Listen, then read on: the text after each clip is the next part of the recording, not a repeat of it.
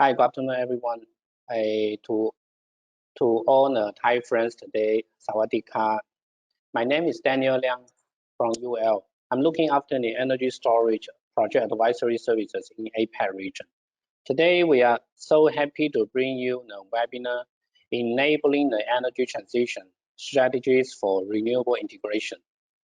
So today's discussion is hosted by EGAT and brought to you by Unlead Asia. So this is the third ongoing series sponsored by EGAT today. So later, if you have any questions to the topic, to the panelists, please feel free to send the questions to the Ask Staff a Question small box in the right corner of your screen. And you can ask as many questions as possible, but due to the time limitation, if we don't have enough time to answer your questions, apology. And if you are interested to get involved in any of the Unlead Asia's digital events or discussions, please have a look at the brochures on the hands-out session on your screen. I think it should be on the right-hand corner, right-hand side of your screen. Later you will see that. And the final reminder is that today's discussion is just one of the many webinars events hosted by Unlead Asia. So the next one will be a physical event hosted, physical event in Indonesia. But of course, we hope the COVID pandemic can go away quickly. So then we can see each one of you face to face. That would be great, isn't it? So yeah, today we first of all we especially thank to our sponsor, China Solar and Envision Digital. So China Solar is the global leading provider for PV modules and smart energy solutions. As of October 2020, China Solar has delivered more than 56 gigawatts of solar modules. So if I remember correctly, China Solar should be in the top 3 module providers in terms of the global shipment. While Envision Digital is also a very strong player in providing the digital solutions to renewable and the smart city. So yeah, let's give our thanks to these two sponsors. I think next, I think we can start our first presentation by Mr. Chatchai.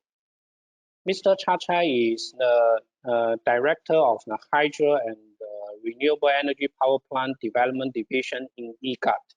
So Mr. Chatchai today will discuss with you on the strategies and the outlook of the renewable energy development in Thailand in the next 3 to 5 years. So let's welcome Mr. Chatchai to start his first presentation.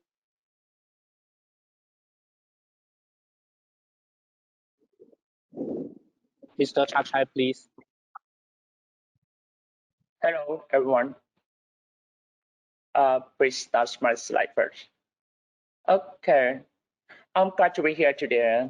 We talk about my RE project and show how to integrate technology in our project in order to support the RE integration in the future. And the presentation will focus on the 3 main technology that we use today: energy management system, energy storage system, and artificial intelligence. Next.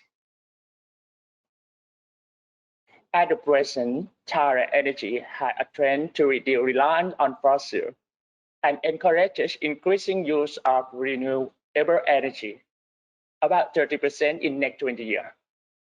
Despite being green energy, it's undeniable that there is still natural uncertainty. Intelligent technology is a solution to support the growth of renewable energy in the future. EGAT had developed the large-scale project, hydro floating solar hybrid, There are 16 projects across the country using water surface on 9 dams of EGAT. Total capacity 2,725 megawatts.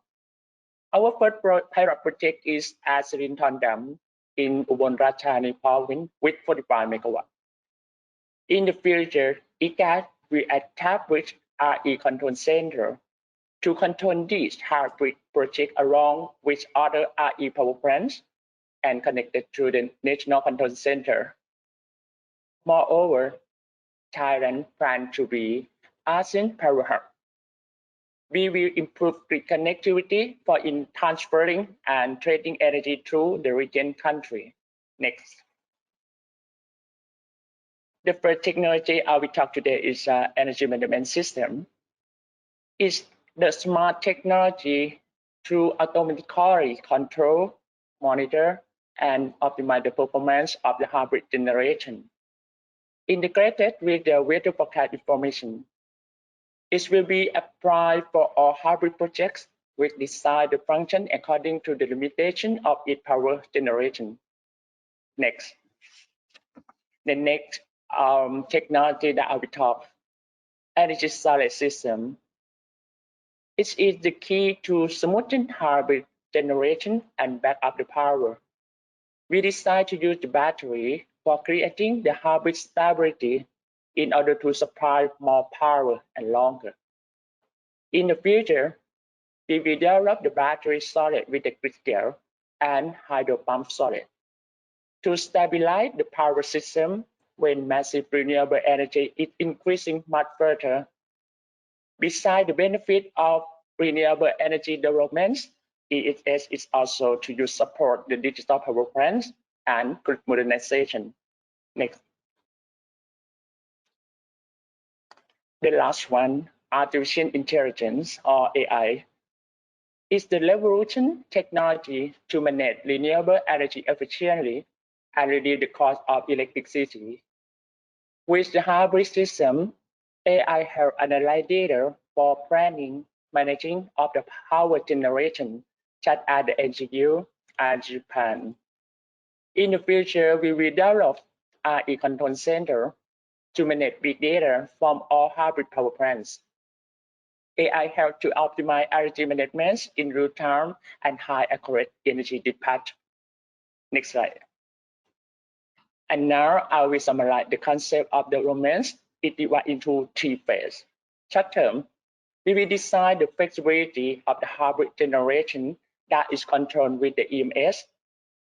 Medium term, we will enhance the stability of the hybrid generation with energy storage, such as the battery.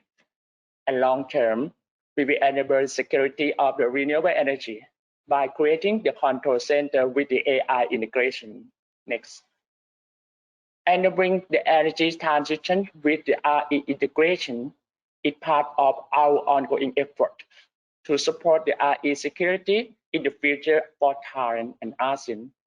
This is how we start to reach our company vision, innovate power solution for better lives.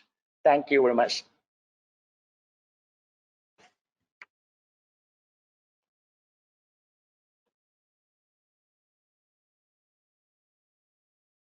Daniel?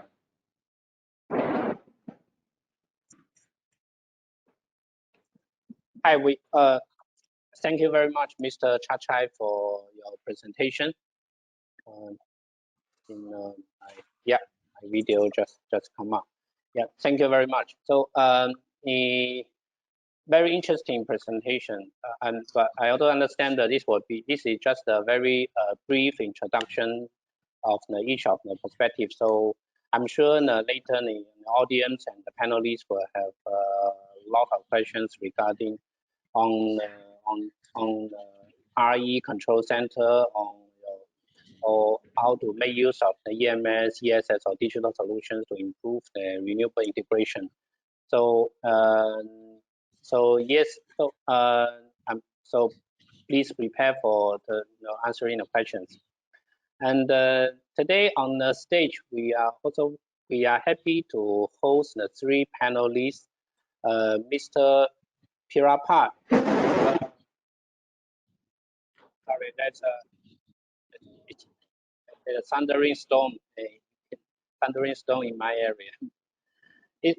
We have three panelists today. One is first Mr. Pirapa from IEA, and Mr. Bondi from BCPG, and Mr. Henry Day from Envision Digital Singapore. Mr. Pirapa is the lead analysis of the system integration and the renewable department in International Energy Agency, or IEA. While Mr. Bondi is the president and the CEO of BCPG, which is one of the largest power producer in Thailand. And Mr. Henry Day is the regional director in Envision Digital Singapore. So let's welcome our three panelists today. So and can I ask the three panelists to a quick question? Can you do a quick introduction, and also to show me and the audience how do you see your company's role, or your company's role along the way of the energy transition in Thailand? And yes, please. Can I start from Mr. Pirapa first? Okay, sure. Thank you, Daniel, for the introductions, and thank you, the organizer and also the sponsors for organizing the webinar. And I'm happy to join just to share our view and the work as well as the experience that we've been doing. So basically, I'm working in the unit called Renewable Integrations and Secure Electricity Unit at the IEA. So the IEA is the intergovernmental organizations. We have 30 member countries from OECD. In addition, for the past 5 years, we opened the door for emerging economies. So the IEA family now include 8 association countries in Southeast Asia. This include Indonesia, Singapore, and of course, Thailand. We have been working closely with Thailand, with the Ministry of Energy, as well as EGAT and other stakeholders in the energy sector for the past several years. We have conducted a number of studies as well as activities. These include the study on renewable integrations in Thailand in 2018, as well as the capacity building, the training, and also the workshop in order to support the uptake and transfer the knowledge of how renewables could be integrated in a way that technically feasible, as well as in a way that's economically feasible as well. These studies provide recommendations, one of which has already been mentioned by Mr. Chatchai in terms of having a renewable control center and the role of battery storage, as well as other flexibility options, which we will discuss in a bit more detail. This year, we have been conducting a couple of projects with Thailand, one of which is the flexibility study, where we look into details of what are the feasible flexibility options to support the growth of renewables, as well as other emerging technologies, that including battery storage, as well as the pump storage hydro. So this study, we work closely with EGAT by analyzing the future year in 2025 and 2030 in order to see what are the pathway going forwards in accommodating the rising share of renewables, which this is the questions that need to be addressed, because the share of renewables which keep rising, as we have seen in the past through 3 years, not only Thailand, but also in other countries around the world.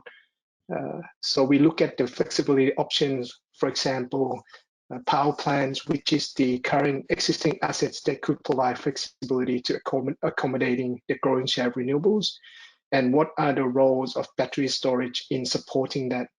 Another project that we have been working together with also involving EGAT as well as the Thailand Greenhouse Emission Office is to look at the potential impact of carbon pricings that we have in the power sector. So this work are ongoing. These two pieces are ongoing, and we will be publishing this publicly, I think, in the early next year. Thanks very much. That's just a brief overview from the IEA. Thank you, Dr. Parapa. I'm sure this article, this publication will be very interesting to our audience. And next, can we have Mr. Pongdik, please? Sawadee krap. Good afternoon for everyone. My name is Bandit Chatchai, the CEO of BCPG Public Company. We are one of the largest pure play renewable energy. We operate in the region. We have 5 technologies in 6 countries. We have solar, we have wind farm, we have geothermal, we have hydro. We operate here in Thailand, also in solar in Japan, and another small wind farm around 40 megawatt in Philippines. We have a very big geothermal in Indonesia. The total plant capacity is 1,000 megawatt in Indonesia. We also have a small hydro around 120 megawatts in Laos, and we are now building a world-scale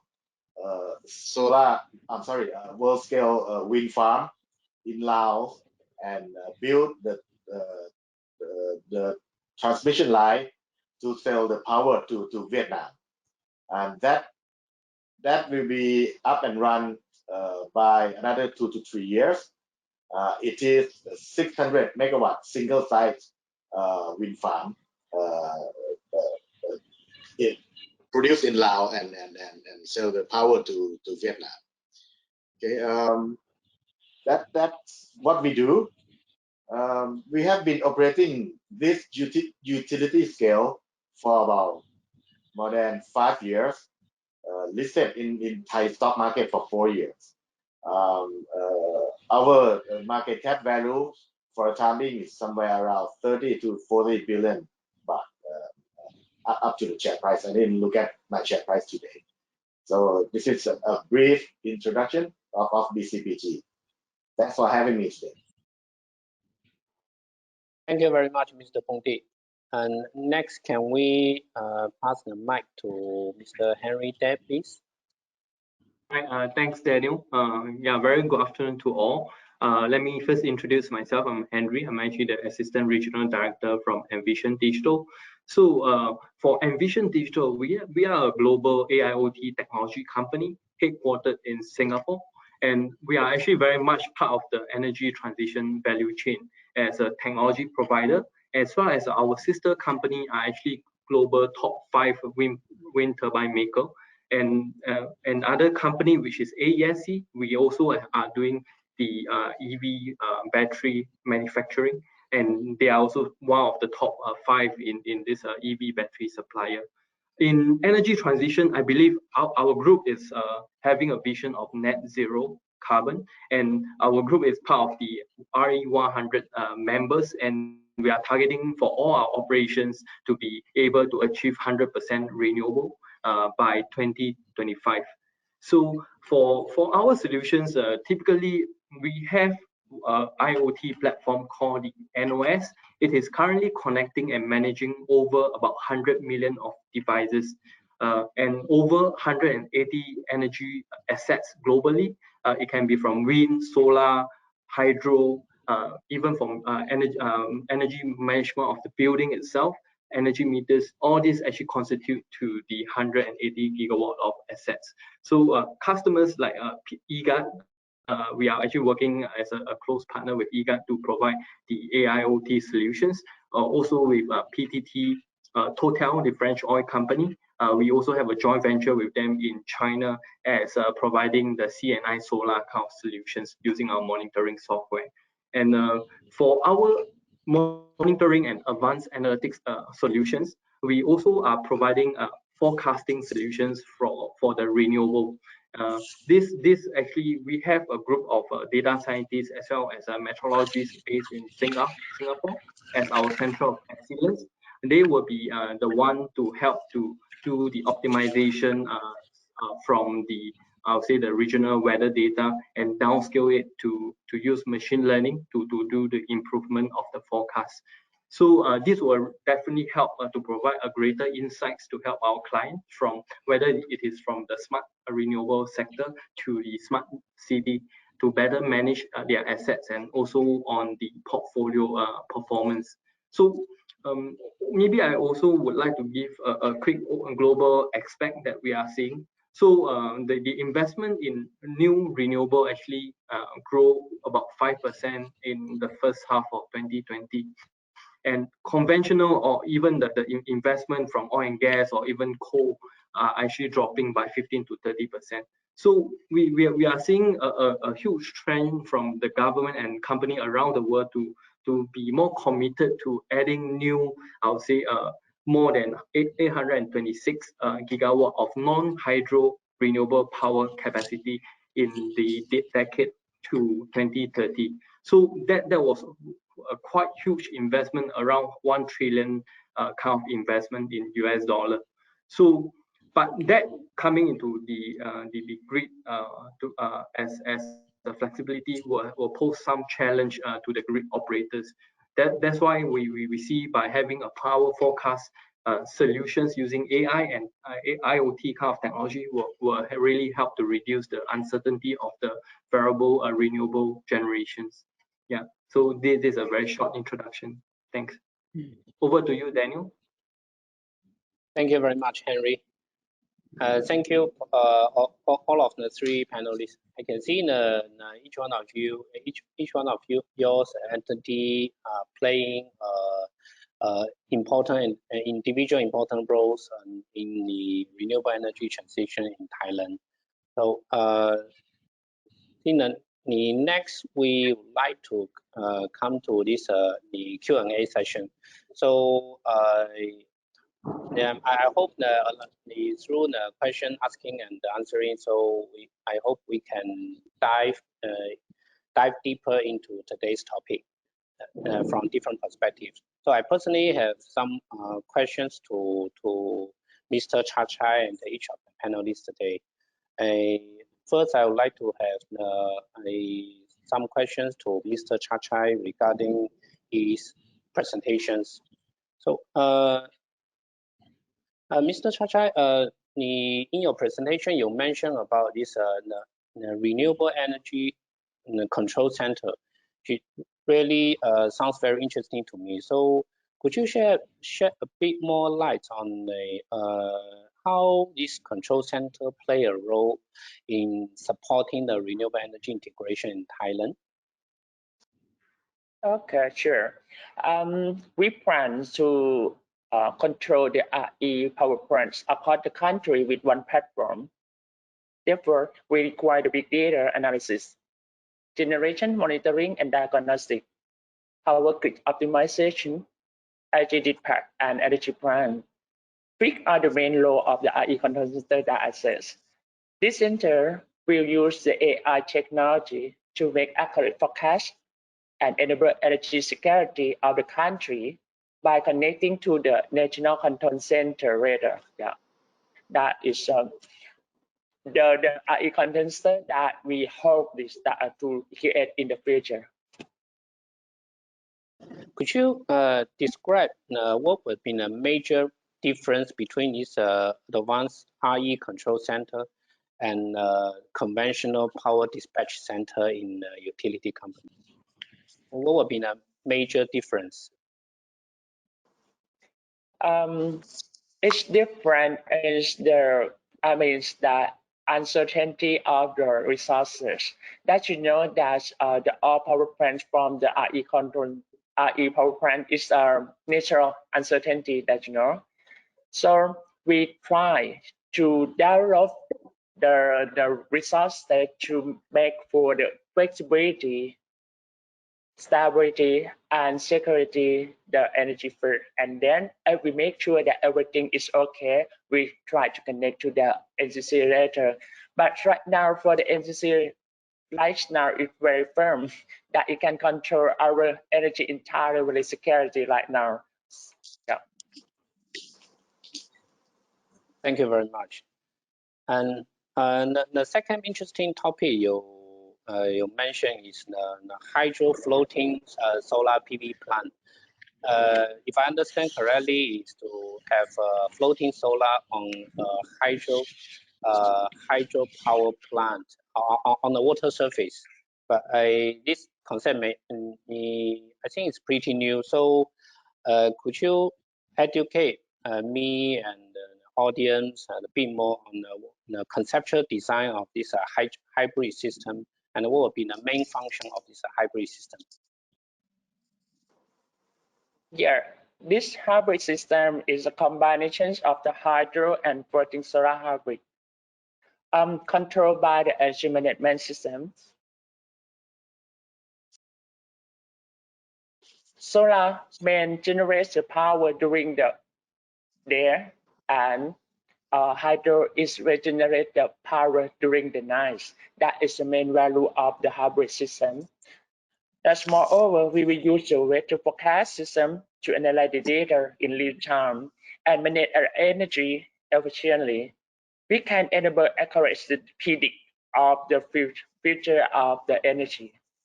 That is the main thing that we try to design our hybrid system to more value on that way.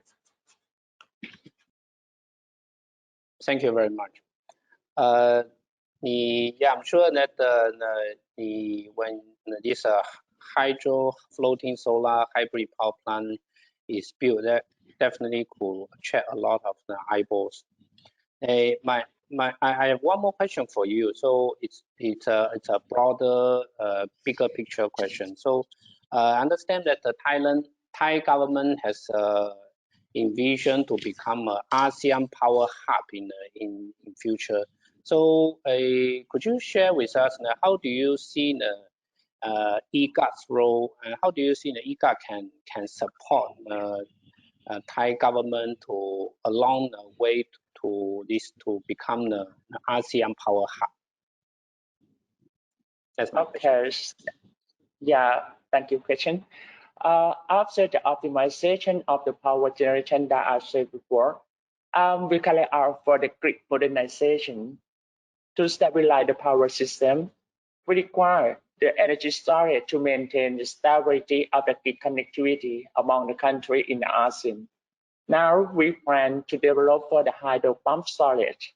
Big two projects are currently under feasibility study with total project with the total capacity about 1,600 megawatts. It will enhance the grid stability in energy dispatch, as well as support the grid modernization to maintain the energy security of the country and also in the ASEAN. Yeah.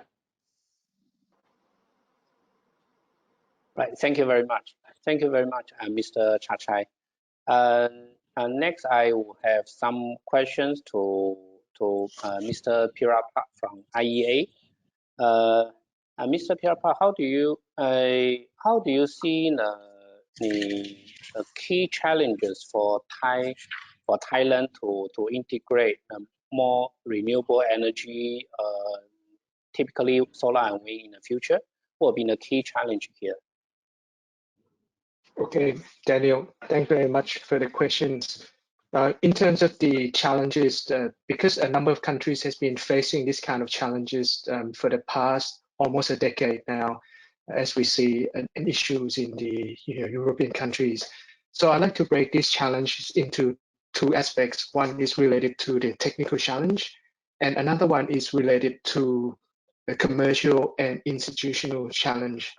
In terms of technical challenge for the power system as a whole, in order to accommodate the share, the rising share of renewables such as wind and solar, at present, I think EGAT system, based on our study, has a number of flexible options because the in terms of generation mix, it has some fair share of the hydro generations that can provide flexibility to accommodate the uncertainty and variability that coming from wind and solar.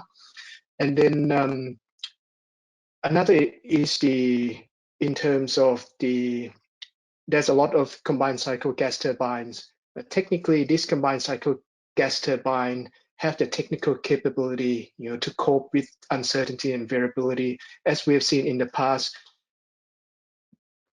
When we conduct this study, there was questions in terms of, there will be a lot of challenge for the power system to face the variability and uncertainty that coming from wind and solar.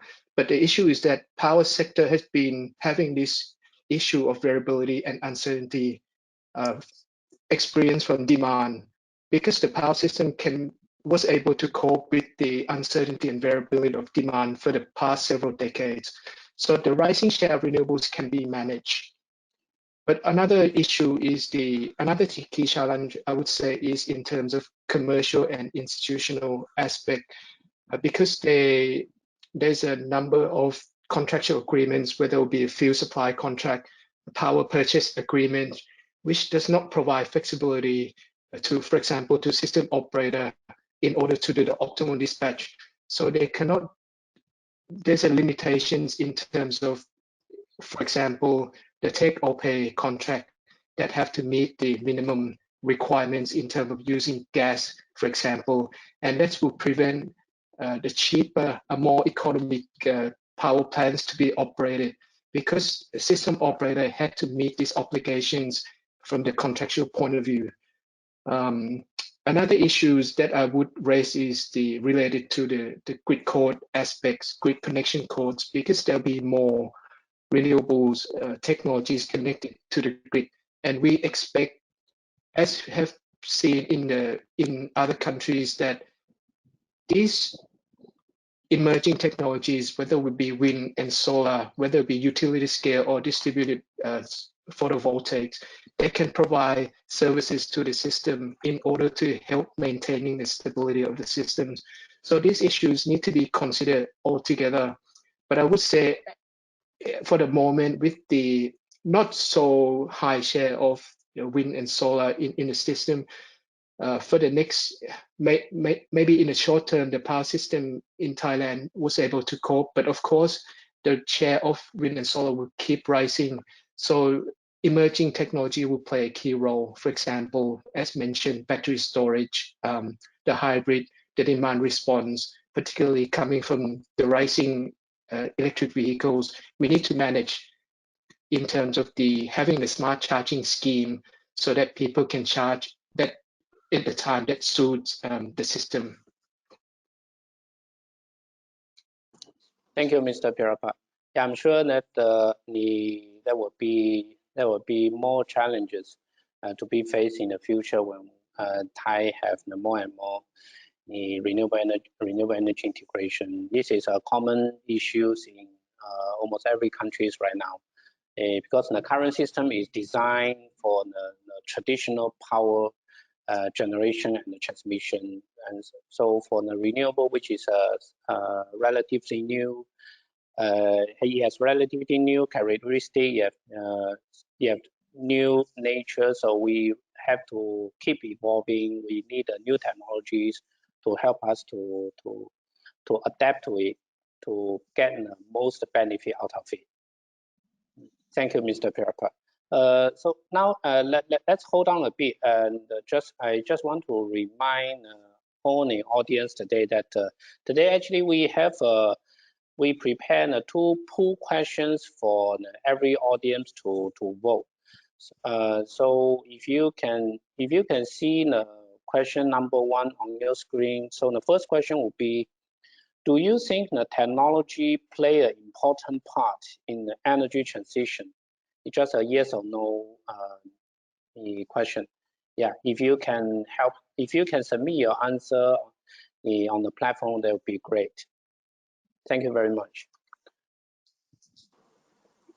Yeah, then next I would like to have a question for Mr. Bongdi. from BCPG. We understand that BCPG has been developing a renewable energy power plant around the world for many years. So I'm sure that BCPG will have a lot of successful stories in developing a renewable energy power plant. So just would like to invite Mr. Bungdi to share his view on how do you see this how do you see the technologies, for example, the energy storage to speed up the energy transition for Thailand. Mr. Bungdi, please. Thank you for your question.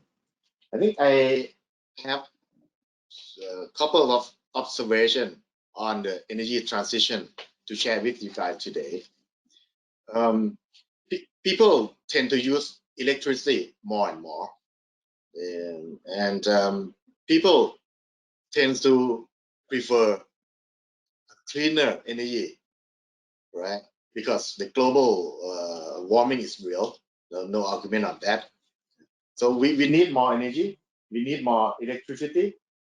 We need a cleaner energy. Okay. So today, the technology of renewable energy can produce energy costs where it totally can compete with the conventional way. Our green electrons are cheaper than the conventional way already. So that's why people change to use their rooftop. Okay, and the way people produce energy, or even the government, or even the private investor like BCPG, the supply side become more distributed compared to the old ways of the centralized thing. So no more centralized power plant. So it's become more and more distributed. Okay, and the last thing, my last observation that may expedite the energy transition is digitization. All right. Today we have chance to talk about AI. Actually, in our company, we have two products.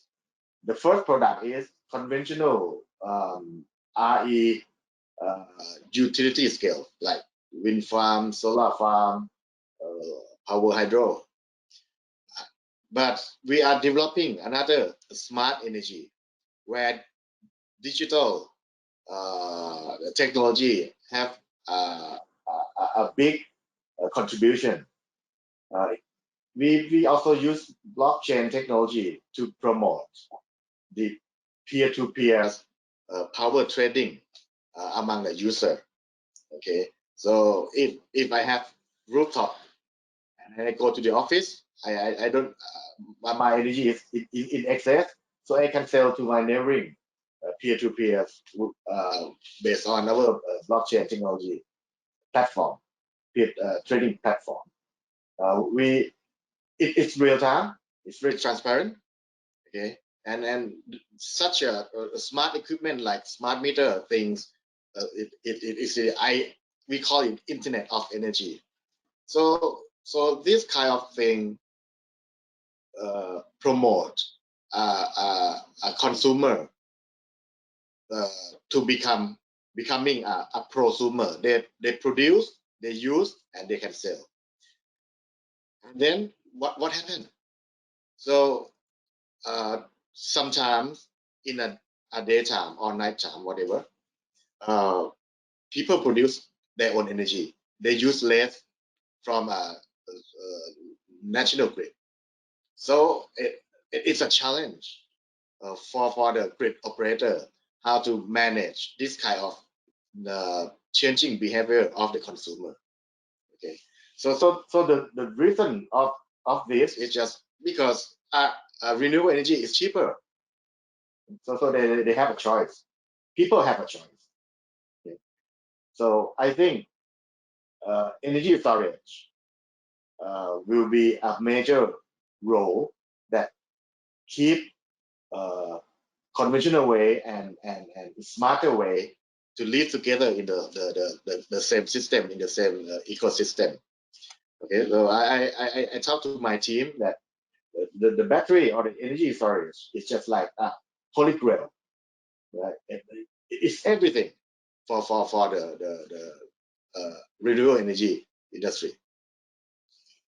Thank you. Thank you, Mr. Bundi, for sharing your view of the energy storage. Let's pause a little bit, and I just want to show everyone of the result of the poll question number 1. So I think so we have great. We have all of the audience vote for yes. Pretty excited, isn't it? And so yeah, and next, since Mr. Bundip mentioned about the AI technologies, mentioned about the digital solutions, this reminds me a couple of questions for Henry from Envision Digital. So Henry, could you share with me and everyone here at how do you see the digitalized solution or AI-based technology could help the renewable energy integration in ASEAN countries like Thailand? Henry, please. Yeah, thanks Daniel for the questions, and yeah, I think Bondit has already mentioned that the rise of prosumer is something that we cannot be belittled. The increase in distributed energy resources, all this we are seeing a very big trend that we definitely need a cloud-based kind of IoT platform to actually reconcile the green and also the growth. Because what we are seeing from the stationary battery itself, it really can also provide the auxiliary grid services like frequency regulations, as well as voltage support or even spinning reserve. So this kind of flexibility can also be applied to EV cars in the future. The EV car is basically just a walking storage. And we are also seeing in Europe that the trend has been how in Germany especially, the ability to actually charge the EV battery back to the grid, and that actually require technology to help to stabilize and also to reconcile the energy that's producing back to the grid. So what we are seeing this global trend that's happening, and just now I guess Dr. Pirapat has also mentioned the trend for renewable transition actually start from the Europe, and it actually come into China before it actually spread across the world. So in our view, in this energy growth in China, they are the first one to experience the growth of the renewable, and they have actually been using technology to actually support the energy integration. What we are seeing that a lot of the asset owner or renewable asset owner is having a huge command center being in their HQ to integrate all the distributed or utility assets into their command center. And with that, they have a chance to actually stabilize the energy consumption or productions from their side by having an aggregated view of the fleet renewable asset that they have, whether it's wind, whether it's solar. So we definitely see that technology play a huge role, and we believe in the future when I'll say the open market energy market is open in Thailand, there will be even a greater role to how technology play in doing the spot market energy trading, as I think Bondit has said. So for us, we see the storage itself as a tool to help to buffer and protect the grid itself. And this is actually needed by proper digital orchestrations, whether it's from the weather forecast, the planning, the optimization of the fleet performance, capacity forecasting. So these are really, I would say, a huge challenge to the current, I would say, utility player. But we believe through the use of technology, we were able to address this efficiently. Yeah. Thank you, Mr. Henry. I will have one question. Come back to Mr. Chatchai and Mr. Pirapa. So, it's regarding the policy in Thailand. So, Mr. Chatchai and Mr. Pirapa, how do you see the government's policy and the regulations option to support Thailand's power sector along the way of transit to the renewable energy system? Yeah, how do you see this policy and the regulation play a role here? Yeah, maybe Mr. Chatchai first. Okay. That the questions that I see that are asked for about the renewable energy development on that way. That I said in my presentation is we will try to make for the RE or renewable energy to be firm or be stability. That is the way that we have to do. So we try to develop step by step. At first, that we try to combine for the RE with the RE. That we have the first pilot, that's hydro with the floating solar. That's right. That's try to combine for the renewable energy for make the flexibility generation. That I say that. After that, we will try to enhance our hybrid system to make for more stability by decide to use with the battery storage or some energy storage. And as right now, we try to decide with the energy storage with battery. Yeah, I say. And in the future, that I say, even though we have the RE power plant across the country, each one is had many conditions on that way. We have to use the technology, the one technology that we say AI. AI is becoming. AI technology is becoming and will control all RE across the country with one platform. And RE content center is the main role that we have to create at that time. I think all technology that I said right now is very mainly low of development for the Thailand at the time, for the EGAT and Thailand. And for the next time, maybe have a new technology, almost smart technology is coming. So we will try to design more and more to make it more security of the renewable energy. Thank you. Thank you, Mr. Chatchai. Mr. Pirapa, Dr. Pirapa, please. Yeah, thanks for the question. In terms of the policy side, I think the Thailand government has been quite up to date in terms of the transition of the energy.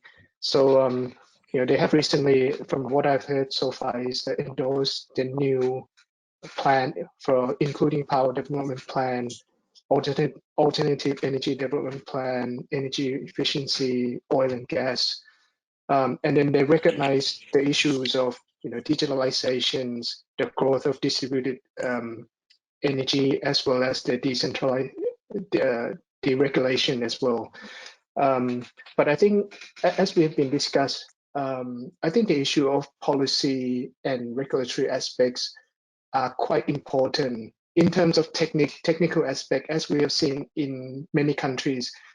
Every country can cope because we have an up-to-date technologies, as we've been discussing from Henry and Kun Bandit has mentioned. But I think the key thing is now is related to policy and regulations. As I mentioned, we have the technology available, but then we need regulations. For example, as in the grid connection code, more distributed resources coming to the system. So we expect them to contribute to provide services to the system, not just like connect and disconnect whenever they want, but it needs to be in a way that suit the system both from the technical aspect as well as from the economic aspects. And another issue is, as I mentioned, is the contractual obligations. This is a key one that can help to reduce the overall cost of the system. And this is something that it's quite a delicate issue, which has been ongoing for the past several years, but it's something that's quite important. As we have discussed, we see the growth of renewables even in the period of the COVID-19. In many countries, we see a large drop of contribution that coming from conventional technologies like coal, gas, and others. But we didn't see that with renewables in all of the countries, even though demand reduced, but then we still see the growing share of renewables, and we expected this going to continue. So we need to come up with some technical, I think we are all can manage it from the technical challenges, but then policy and regulation is something that's quite important.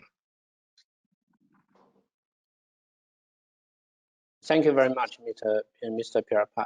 And yeah, I'm sure that the policy and the regulation will play a very important part. Like good policy and the regulation can look like a catalyst or lubricant to accelerate the renewable energy integration. Yeah. Sorry, just to add on that.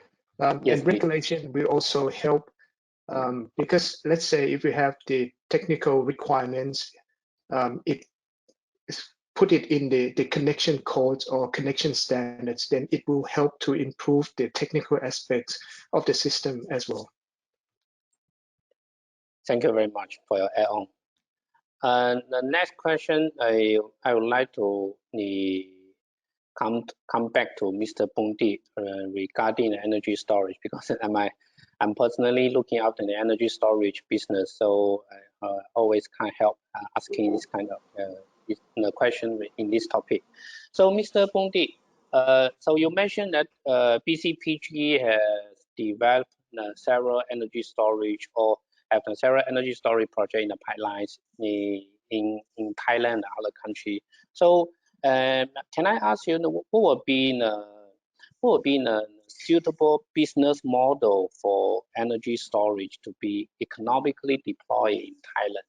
And how would you see the challenge and opportunities of deploying the energy storage in Thailand? So I think there are two questions for you. Mr. Pongdi, please. Sure. Okay. Thank you. As the utility scale supply, and also we have a behind meter prosumer energy solution. So there are two sectors, two products in our company. Utility scale connected to the grid, and a behind meter energy smart solution.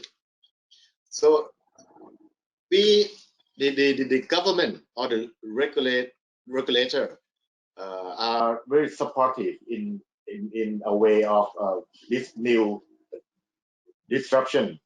So they launched a program called Sandbox. All right. So BCPG are the first one who demonstrate the new solution of using the blockchain technology peer-to-peer equipped with the energy storage, allowing people to trade where the battery are in the middle, balancing the whole system. For example, one of our showcase in Bangkok, they are a big community mall. They have school, they have of course house, community mall, hospital. So can you imagine that if in a one split second, everybody produce the energy from their rooftop. Okay? But their own consumption is less, so there are surplus energy. So there are two ways. The first one is to sell back to the national grid. Another one is to sell to the central battery. So it depends on at what price.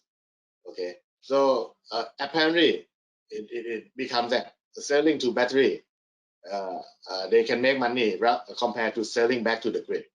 All right. So the battery buy a surplus energy at a certain cost, and when the whole complex are in short of supply, they have two choices: to buy from a central battery or to buy from a grid. So it's a matter of economics. All right. So this kind of things, energy storage will play a very major role, and the regulators allow us to do this as a pilot project. And so the challenge is, what if this community can sell back to the grid, or even can sell back to another community 1 kilometer away? So what is the willing charge? If the grid operator allow to move electron from a place to another place, so they can charge the cost of the transmission line. This kind of thing, the government are under study and try to promote this kind of thing. And we have another one project, small wind farm, only 10 megawatts in the southern part of Thailand. And we equip a battery in front of our plant, connected to the grid. So the government also use the sandbox approach, sandbox scheme, allow us to use this battery to buy and sell to balance the regional grid during the days. At night, for example, if in the nighttime there are 2-3 wind farms in the area, so there's a surplus energy, so we can keep the energy, and then we can sell back in the morning time, for example, and the consumer have a choice to buy from battery, or to buy from a wind farm, solar farm, or to buy from a grid. So this demonstration project are underway. So I think the challenge is there already, but the technology is not really a challenge. I think the mindset or the collaboration is really a challenge. Thank you. Thank you, Mr. Punti. And do you think the financing energy storage will be a challenge? Because currently the energy storage, especially like lithium-ion battery system, is still pretty expensive. So do you think there is a challenge from this perspective? Sure. I think the solar panel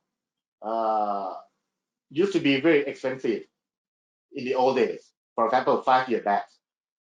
Okay, I built a solar farm 5 years back. It cost me 3 times if I build it today. It takes 5 years to reduce the cost by 3 times for solar panel. So I believe that the battery cost is keep going down, and it will be really competitive in a very short term. I don't know, maybe 2-3 years from now. And once when you reach that tipping point, the whole landscape of energy sector will be totally changed. Fully agree with you. Thank you. Yeah. Also, notice that some articles saying that energy storage today is like solar PV technology 10 years ago. So people are seeing the ESS price has been keep dropping around 10 to 20% every year in the past 5 years. So as you say, we in terms of finance, we will definitely reach this tipping point very soon. So that at that time, every developer can afford to have energy storage. It's cheaper and it's better. Exactly. The efficiency is getting better and better, and the price is going lower and lower. So it will happen to energy storage as well very soon. Yeah, I see Dr. Pirapa has raised his hand. Yes, just quickly add to that point in terms of the battery storage, because we see, as you mentioned, we see the declining cost, and we have seen in a number of countries that they're now starting to introduce batteries as part of wind or solar power plant to make it hybrid. So together with wind and solar plus battery storage, so now become more economically viable, and this trend is going to continue, and it will help a lot with the rising share of renewables. So you mean it will be like a bundle solution together with wind and solar, right? Yes, that's become the options that investors and developers are now considering. Yeah. I think may I add one point to this? Yes, please. If we combine or we equip the energy storage with, for example, solar farm, okay, today it may not be really competitive to the base load generator, but I think it's already very competitive to compete with the backup capacity. I think many countries they build a backup capacity and they run that plant for only maybe 2 weeks a year. All right. So why don't you switch over to the energy storage, right? It's much cheaper, more efficient, real time, and very distributed, next door to the demand and the consumer. You don't have to build a big backup capacity up north and then you send it over down south. So I think that this probably is a very first proof that energy storage are in play already, but it takes a bit more time to compete with the base load conventional. Sure. Thank you, Mr. Punti. Yeah. Henry, please. Yeah. So I think it's a very interesting discussion. So maybe I will also add a few points on this. We are also seeing Singapore, Australia. Of course, Australia is already very matured with the energy storage. The most recent grant that is given by the Energy Market Authority of Singapore, they actually have also awarded a floating energy storage for the oil and gas floating platform. So we are seeing really this. Mr. Bonde has said the price of the energy storage in coming years will be like solar, dropping to a very neutral LCOE, and this will actually encourage more usage of the storage, not only in utility scale but also in oil and gas. How they can actually use the floating energy storage, and with new technology, I would say stacking to minimize the space of the energy storage in this confined platform, as well as also using the seawater to cool down the energy storage system. So this is a very growing trend that we are also seeing.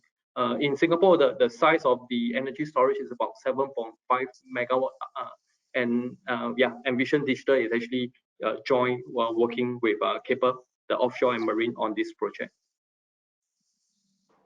Yeah. Thank you, Harry, for sharing. Yes. Yes, Dr. Pirapa. Just one more quick point.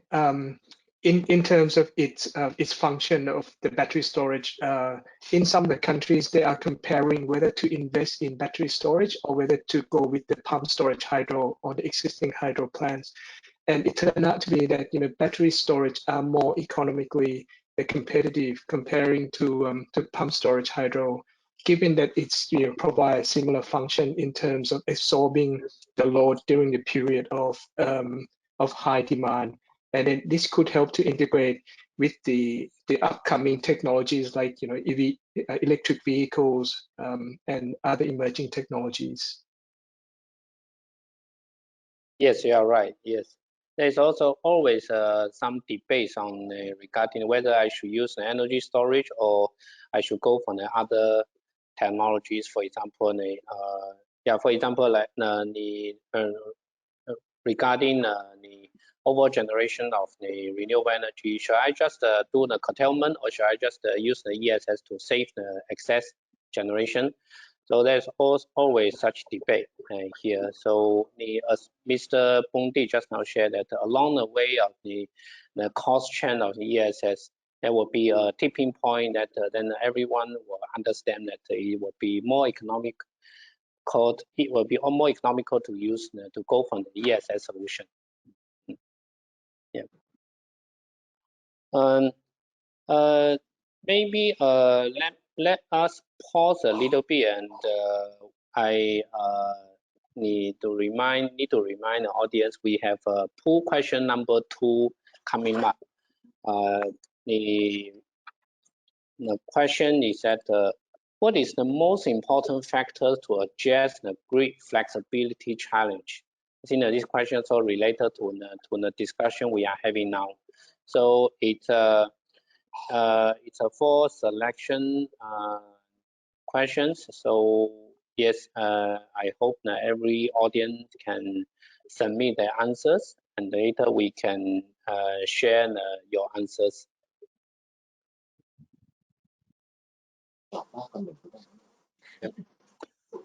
And I will have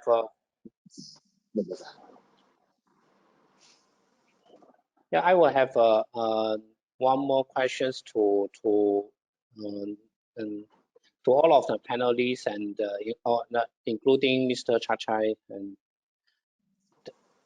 so since now it's almost the end of the 2020, and in 2020 we really see a huge disruption from the COVID-19 pandemic, and it actually affect every perspective in our life. And a lot of the industries has been heavily impacted, like tourism industry, like F&B industries, and recently I read an IEA articles talking about the renewable energy.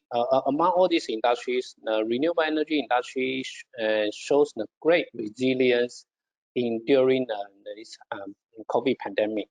So for this, I just want to ask the questions to all of the 4 speakers today. That how do you see the impact from the COVID-19 pandemic to your sector?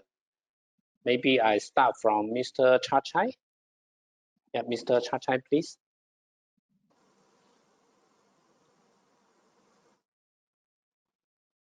Mr. Chatchai, you are muted. All right. Okay. At the pandemic of the COVID-19, everyone knows that it's affect to the all industry. Yeah, even true for our sector also that we affect from these events. But EGAT had to use this time to improve, even true for the technology, improve the procedure, improve everything that to ready for the next step that we have to go forward to the develop for the energy in the future. As right now, so we prepare for our the grid modernization that we said, that we try to make our grid is more stronger by use the technology more and more. That's right. even though we have to develop for the energy storage to support our grid and to develop for our plants to be for the virtual plants or to be for the smart digital plant or something like that. So it means that even for this pandemic, we use this time to prepare and improve everything to support for the future energy. Yeah, that's right. Thank you. Thank you, Mr. Chatchai. And next, can I ask Dr. Pirapat to share your view for this question? Yeah, sure. I mean, the impact of COVID-19, as we have seen, in overall, it's going to cause the drop in overall energy demand. But if you look at the different sectors, we see the drop in industry and commercial sectors. But in contrast, we see the rise in the residential sector because people stay at home more, working from home. Even myself now, been working from home for I think almost 9 months already because the situation in Europe. But then as mentioned as well that because the drop in demand, you see the drop of the generations from all of technologies except for renewables, particularly wind and solar. I think this is due to the strong incentives and policy that most of the countries have in terms of support the growth of the cleaner energy. I think specifically for Thailand, facing this challenge of the drop in demand and then the issues of, I think not only Thailand, but also in countries like Indonesia that facing the issue of quite a high reserve margins because demand is not growth as far expected, but then the investment in the supply side still continue. So I think the countries need to consider that in terms of the investments and also the impact that COVID's going to have, not only short term, but I think it's going to have impact in the next at least 5 years. But as you mentioned about the recent report by IEA, we expect that solar PV is going to become the largest source of electricity generation by the year 2025. So the issue that we've been discussing are quite important in terms of the support that coming from the technology aspects, from the policy and institutional aspects in order to accommodate the growth of solar and also wind. Thank you, Dr. Pirapat. So next, can I ask Mr. Punti to share your view on how do you see the COVID-19 impact the renewable power generation in Thailand to your company? Mr. Punti, please. Your voice is on and off. Can you repeat again? I'm not following the question. Sorry. Maybe because of the internet. Okay. So my question is from the power utility point of view, how do you see the COVID-19 impact renewable power generation to your company or to other to your competitors in this industry? So I think Dr. Pirapat has covered that the demand in overall this in globally basis, the demand dropped a bit, but for renewable energy, we still have a very minimum impact. Okay, I think COVID-19 has shown us clearly that once we lock down, we stay at home, you have a better air quality, you have a nice beach. So I think people like to have this in a long term, not in temporary basis. So the green investor is that what do you call it, happy hours, it's their prime time that they get back and start buying shares. They invest more and more in renewable energy shares. If you get back in March all the share price of every sector dropped a lot, but the pickup up to today, I think renewable energy or energy sector, they pick up very fast. Meaning what? Meaning that people believe in green energy, meaning that it's below the value, meaning that it is a safe place to invest, right? To park your money. So this kind of thing for me shows the confidence and very sustained investment in our sector, in our renewable sector. So this is one kind that I think it's a very positive thinking that it is very minimum impact to the renewable energy. Thank you. Thank you, Mr. Pungdi. So can I have Henry to share your view on this? Yeah, so I think 2020 has really been an unfortunate year, but we also believe that this could be a critical year, which can be a turning point for the climate change, as what Mr. Pundit has mentioned. We have better clean air that we have now. So we are also seeing a lot of investment in China right now, whether it's offshore wind farm, solar farm. This has also been great for our business. Yeah. So we are also seeing the trend, like I think Mr. Pierre-Park has mentioned, everyone is working from home, and from the what we saw in Australia itself, actually more and more Australians are actually installing more rooftop at a record pace while working from home. So that actually we saw the report that they are actually adding another 2.9 gigawatt of small scale solar in 2020, and they are actually seeing in the next 4 years it will actually double. So we don't really see a good impact of COVID-19 on renewable, because for even Tokyo Gas, we've seen they are also planning to develop a 600 megawatt of offshore large wind project along the coast of Japan. So that having said that, we are seeing that the business for ours is actually picking up, because we providing some of the forecasting solutions in China, because in each different region, they actually have a penalty for the utility company not complying or not giving a good accurate forecast for the ultra short-term forecast, as well as a short-term forecast. When I say ultra short-term, is about 4 hours kind of accuracy that you have to give to the grid operators. Short-term meaning the next seven days, and they themselves will have actually to pay a huge penalty if they are not able to give a good accurate forecast. So we have been helping them to address this issue by providing the we call it the power forecasting solutions from our side. Typically, we see our solutions can go up to about 90% accuracy. That will help them to save about $200,000 US per year for this kind of uncertainty management.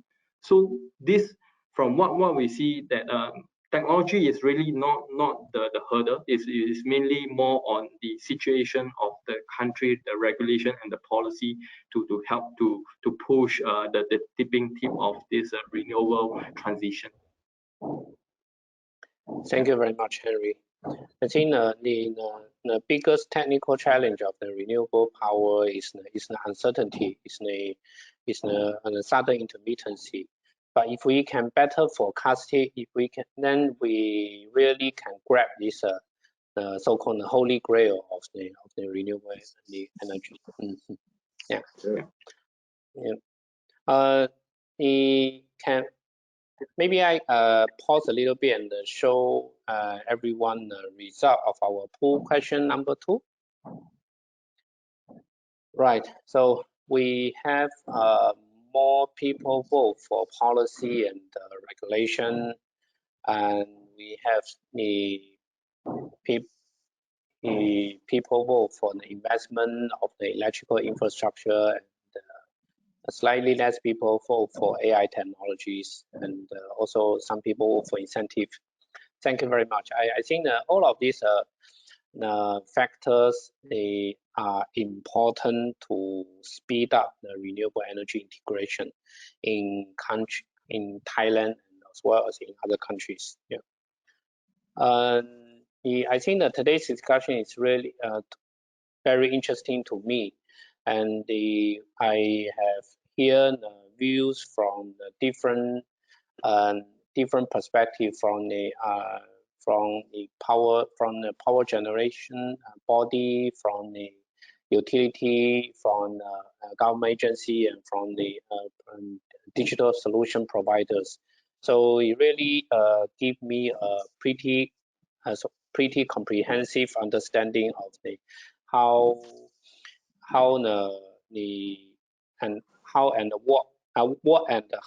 these the different factors and the different technologies can help drive the renewable energy integration in Thailand. So I hope every audience can feel the same way as I do. And the second, next I seen some questions coming up from audience in this chat box. So maybe we should spend some time answering this question. So can every speaker see this chat box? I will see there's question number 1 to Dr. Pirapa. So maybe Dr. Pirapa can come in to answer this question. Okay, thanks. I think this question is related to the flexibility study that I mentioned. So the question is whether this is the work in progress or at tendering stage. So basically, this work we have conducted since I think 6 or 7 months ago, and we almost complete.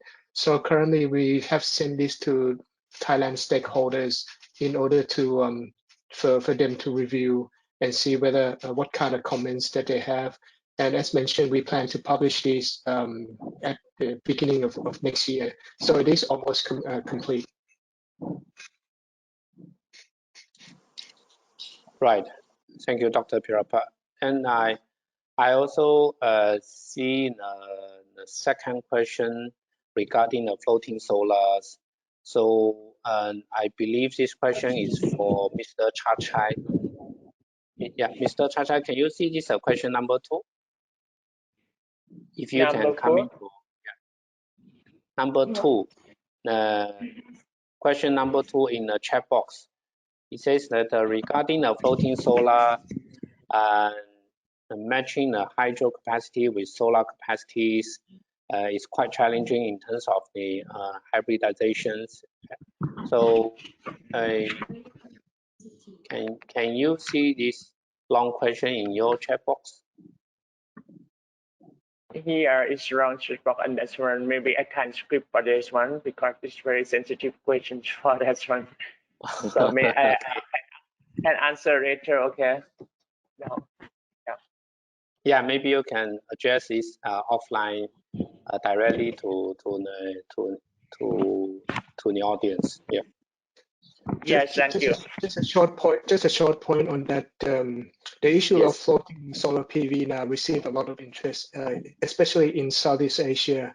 So Vietnam has a project on that, and Indonesia is planning to have quite a big project on that one as well. But I think the main point of floating solar is to work together with the hydropower plants in order to support the grid. So I think we should look at the benefits and the values of the hybrid power plants as a whole, rather than each individual components. Yeah, I agree. Yes. Since we still have some time, so I personally have one quick question regarding the hybrid floating solar system. So so the question may be to Mr. Chatchai or to Dr. Pirapa. So do you see the battery energy storage can play a role in such a hybrid floating solar PV system?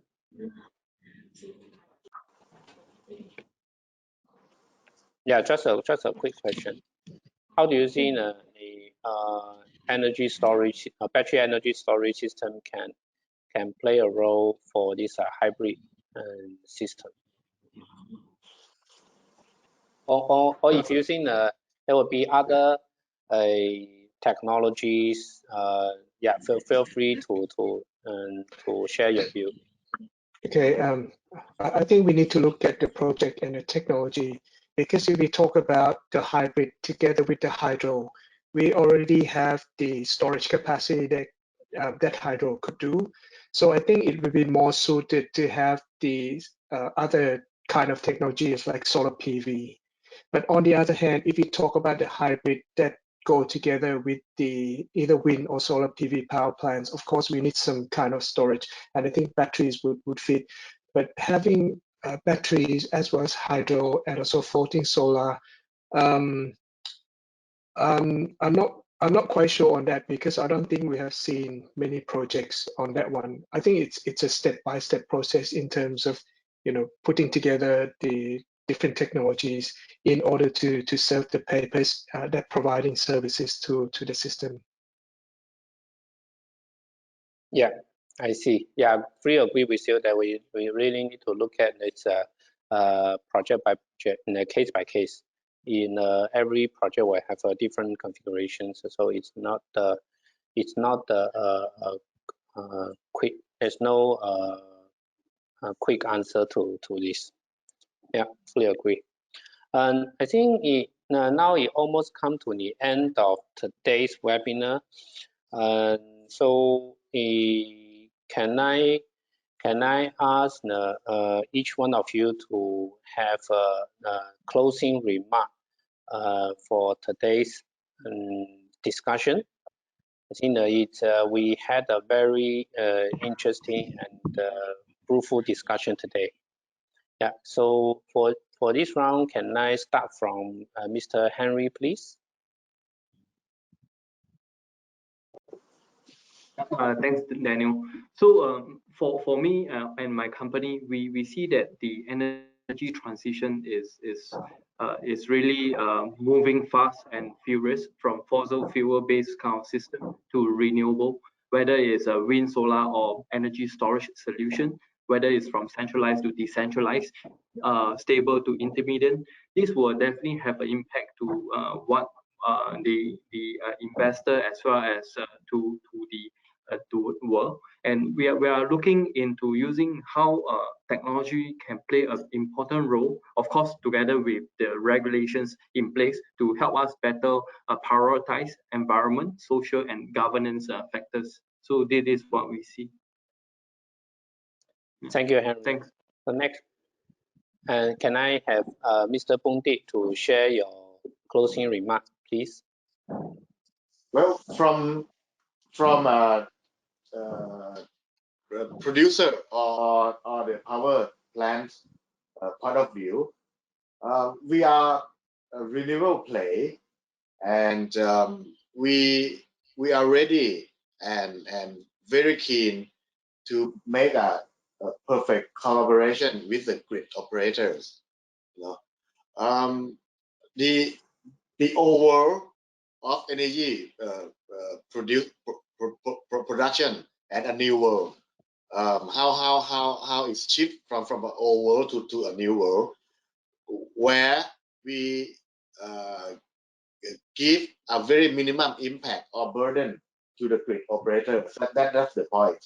So policy, regulation, and also infrastructure investment on the infrastructure, it is really in the same equation. So we are ready to make a collaboration.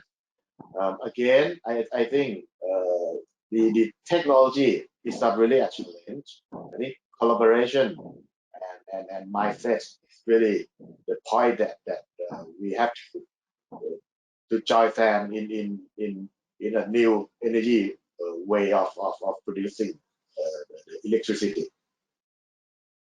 Thank you. Thank you, Mr. Pungtit. I'm sure a lot of the audience today are looking forward to collaborate with BCPG and EGAT. Next, can I have Dr. Pirapat to share your closing remark, please? Sure. Thanks again for the discussions. As we've been discussing, we see the rising share of the emerging technologies and renewables in Southeast Asia because of the resources in these regions are quite massive comparing to other regions. So in order to go with the clean energy transitions, the IEA is working closely with the Southeast Asia countries in order to help supporting the uptake and the transition towards cleaner energy. Thank you, Dr. Pirapat. So in the last, can I ask Mr. Chatchai to share your final closing remark for today to conclude today's discussion? Mr. Chatchai, please. Mr. Chatchai, your video is off. Yes, Mr. Chatchai, please. Okay, well, it's my great honor and pleasure to be here today with you all. I would like to first thank the panelists, Mr. Bandit from the BCPG, Mr. Pirapat from IEA, Mr. Henry from Envision Digital, for taking part in this panel discussion. Also, many thanks to Mr. Daniel for being our moderator today. Last but not least, I would like to pass my sincere gratitude to Mr. Simon and the team for contribution of our have made making this event happen successfully. Thank you very much indeed. Today panel is very great opportunity for us to share insight on the RE integration. As you all know, renewable energy is playing a much greater role than ever before. As state or enterprise, we take in charge of energy security of the country. EGAT will continue pushing forward strategy for our integration together with the other partners to enable energy security in Thailand, in ASEAN, and even in the world, creating more sustainable energy future for all. Thank you. Thank you, Mr. Chatchai, and thank you all the speakers today. And I think we really had a very great discussion today. So finally, I would like to thank EGAT for today's for providing today's webinar, and I would like to thank two sponsors, China Solar and Envision Digital, for sponsoring today's event. And just a final reminder that our next webinar will be on 17th of December. So the registration is already open. So welcome everyone to participate again. Thank you, everyone. Bye now. Thank you. Thank you.